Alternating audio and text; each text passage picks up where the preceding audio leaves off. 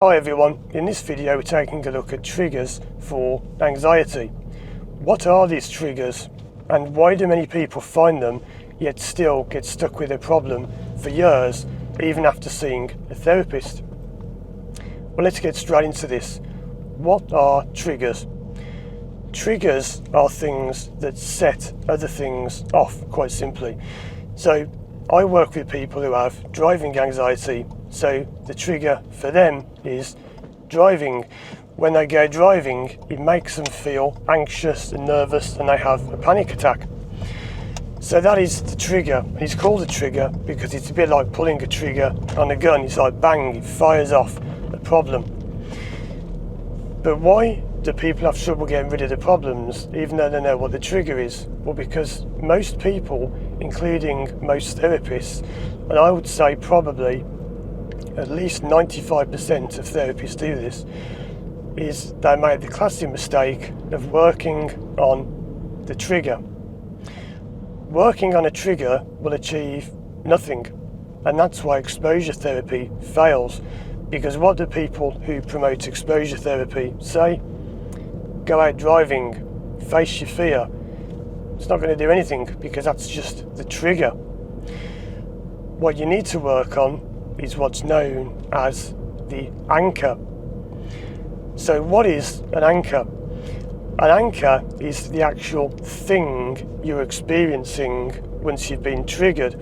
So for example, someone who's driving might go out and be triggered and they have this panic attack and they're shaking and sweating and he doesn't know when people step out in front of you like that, but never mind.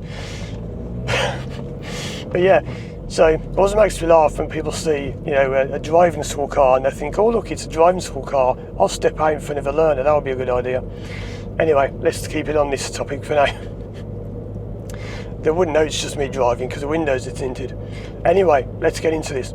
So the anchor is the state you go back to when you are triggered. So for example, people are, let's say somebody steps out in front of you like that, people go and start having a panic attack. You're experiencing something from your past because you're being triggered off to an old event, an old memory. Something from your past is being triggered now when you drive. So what you need to do is work on the anchor, not the trigger, the anchor. That's why so many therapies fail, like CBT, a lot of psychotherapy, whatever, tons of different therapies all focus on the trigger. The worst one is exposure therapy. If you've got a problem driving, go out driving. Genius. What about the fact I go and drive? You don't fix anxiety by dealing with a trigger. Like now I've got a cyclist in front of me, there's someone behind me driving a little bit too closely, so I'm braking. Many people with driving anxiety would feel pressure now when the person behind starts putting their arm on the window. Oh, come on, get on with it, man, get on. I'm not pressured because nothing is anchored for me.